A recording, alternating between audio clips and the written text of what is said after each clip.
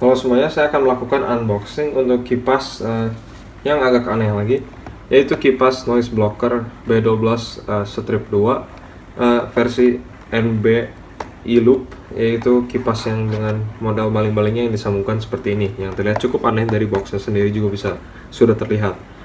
Dan kipas ini didesain di Jerman dan dengan desain yang mereka sebut Bionic E-Loop Fan, dan memiliki penghargaan Product Design Award dari EF pada tahun 2013, yang mungkin karena kan desain kipasnya cukup keren, dan menurut saya ini memang salah satu kipas yang paling keren yang saya pernah lihat dan pernah dijual di mana-mana juga. Dan di belakangnya sendiri di dusnya ada beberapa fitur-fiturnya dalam beberapa bahasa dan juga beberapa spesifikasinya. Ya, itu saja untuk dusnya, dan di pinggirnya juga ada seperti fitur-fiturnya lagi.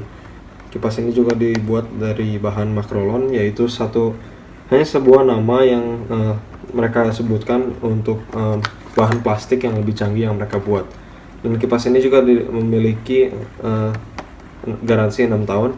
Jadi seharusnya kipas ini akan bertahan cukup lama dan tidak akan rusak juga.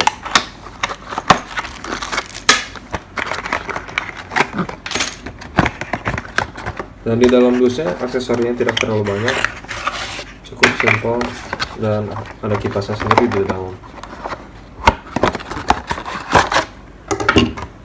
Hanya ada beberapa skrup dan juga kabel extension untuk kabel power kipasnya. Karena Anda bisa lihat kipasnya sendiri tidak memiliki kabel yang panjang, jadi terserah Anda untuk menggunakan yang mana, kalau butuh yang panjang atau hanya butuh yang pendek. Dan kita bisa langsung dilihat saja model kipasnya sendiri. Baling-balingnya cukup aneh, karena saat diputar bisa dilihat semuanya menyatu, dan baling-baling ini seperti memiliki sebuah ring di pinggirnya.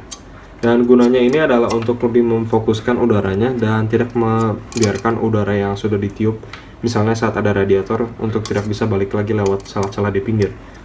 Karena sekarang ada ringnya di sini. Tapi memang di sini juga masih ada celah sedikit dari frame-nya dan ke baling-baling atau ring kipasnya. Tapi seharusnya itu tidak masalah, karena di sini juga ada seperti sedikit miring, channel-channel kecil untuk udara. Dan jadi seharusnya ini akan lebih menahan udaranya juga dibandingkan kalau ini hanya bulat yang lurus. Kalau kipas ini juga bisa dilihat bearingnya cukup mulus karena berputarnya cukup lama.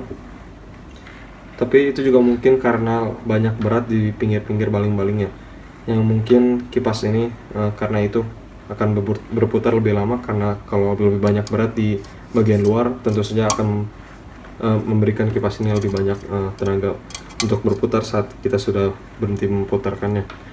Dan di belakang kipasnya sendiri kita bisa lihat desain frame-nya seperti ada gerigi-gerigi dan juga di baling-balingnya, dan itu dimaksud untuk mengurangi suara kebisingan kipas ini. Dan di belakangnya sendiri bisa lihat motornya sendiri sebenarnya cukup kecil, jadi seharusnya ini juga membantu menambah airflow untuk kipasnya sendiri saat berputar, dibandingkan kalau tengahnya atau motornya lebih besar. Desainnya sendiri cukup simple, frame hitam dan juga baling-baling putih, dan juga ada karet-karet anti vibration yang berwarna putih.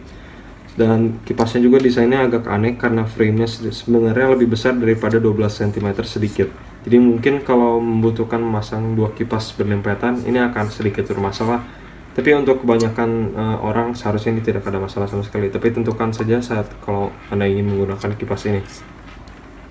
Tapi itu saja untuk deskripsi kipasnya. Mari kita coba kipasnya sendiri. Dan kipas ini adalah yang 1300 rpm, jadi seharusnya tidak terlalu berisik karena rpm-nya cukup rendah.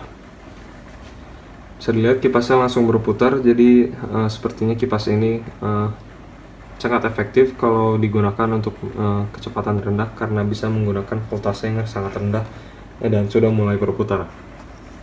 Dan saat kita tambahkan kecepatannya, kipasnya sama sekali masih tidak bisa didengar. Dan udaranya pun sebenarnya tidak terlalu besar, karena baling-balingnya dengan tipe lebar dan kemiringannya sudutnya tidak terlalu curam, karena kipas ini dibuat untuk tekanan udara atau static pressure, bukan buat airflow atau aliran udara yang besar. Jadi mungkin kipas ini tidak terlalu bagus untuk digunakan untuk intake casing atau exhaust casing, tapi akan lebih berguna untuk digunakan di heatsink atau radiator karena tekanan udara yang dihasilkannya lebih besar dibandingkan kipas biasa. Apalagi dengan desain ring seperti itu yang lebih menahan udara untuk misalnya udara mencoba balik lagi lewat pinggir, sekarang ada ring itu jadi lebih susah untuk udara balik. Dan itu juga menambahkan kepada tekanan udaranya sendiri yang dihasilkan oleh kipas ini. Dan sekarang yang saya bisa lakukan adalah memperlihatkan kipas ini saat berputar dan juga membiarkan Anda mendengar suara kipasnya sendiri.